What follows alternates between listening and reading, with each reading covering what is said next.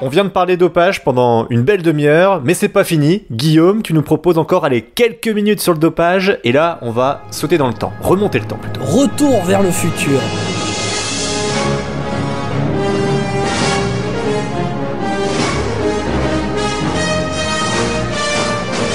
Direction l'entre-deux-guerres. Le Tour de France est une épreuve connue et reconnue.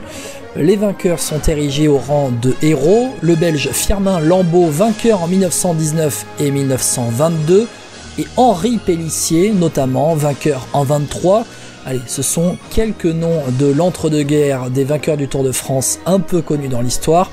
Retour vers le futur maintenant, direction le 27 juin 1924, mon petit Marty, en pleine 3e étape du Tour de France 1924. À l'époque, les départs d'étapes étaient donnés tous les 2 jours et comme chaque soir, l'actualité du Tour de France est à retrouver dans le journal Le Petit Parisien, un des plus grands quotidiens généralistes de la fin 19e siècle, début 20e, et l'envoyé spécial du Petit Parisien sur le Tour de France, c'est Albert Londres. Quand même. Nom de Dieu!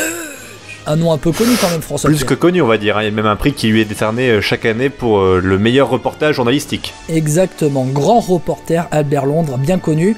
Le titre de l'article du 27 juin 1924 est « Les frères Pélissier et leurs camarades Ville abandonnent ».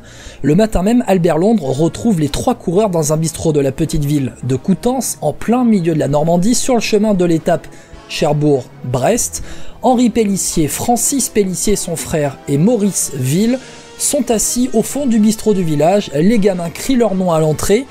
Les 3 coureurs viennent d'abandonner le Tour de France après une dispute entre Henri Pélissier et les organisateurs. Le point de désaccord, un point de règlement interdisant le tenant du titre de porter 2 maillots. Non, il ne doit porter qu'un seul maillot. Alors, l'histoire ne le dit pas, mais il avait sans doute un maillot distinctif en plus de son maillot d'équipe, et donc on lui oblige à porter un seul maillot. Henri Pélissier pète un câble, retrouve son frère qui avait repris l'étape, le fait abandonner. Il retrouve aussi Maurice Ville en détresse sur la route, les 3 abandonnent, et face à Albert Londres, Henri Pélissier craque. Vous n'avez pas idée de ce qu'est le Tour de France, c'est un calvaire, nous souffrons du départ à l'arrivée. Voulez-vous voir comment nous marchons? Tenez. De son sac, il sort une fiole, raconte Albert Londres. Ça, c'est de la cocaïne pour les yeux. Ça, c'est du chloroforme pour les gencives. Et Ville vide aussi sa musette. Ça, c'est de la pommade pour me chauffer les genoux et des pilules. Voulez-vous voir des pilules? Tenez, voilà des pilules. Ils en sortent 3 boîtes chacun et Francis Pélissier reprend la parole. Bref, nous marchons à la dynamite. Et ce sont les premières traces écrites de l'existence de dopage donc dans le cyclisme sur route, et c'est quand même pas mal, vu ce qu'il prenait visiblement, même si les tout premiers prémices du dopage seraient apparus en fait à la fin du 19e siècle lors de la compétition de cyclisme sur piste. Bref, Guillaume, merci beaucoup de nous avoir parlé de ça, parce que le dopage, en fin de compte, ça date pas que fin des années 90, années 80 on va dire, comme on a pu connaître, mais bien avant, 1920. Bon, à l'époque c'était pas l'EPO, c'était pas la même chose, Guillaume. C'était pas la même chose, c'était un peu plus assumé, notamment après la Deuxième Guerre mondiale, où on a des grands coureurs comme Anquetil qui après sa carrière a dit mais aujourd'hui si vous baissez mon caleçon, mes fesses, il y a plein de piqûres partout. Voilà, par exemple. Bon, en tout cas, cette histoire, vous pouvez la retrouver sur Twitter, Facebook et maintenant YouTube sur Vélo Podcast.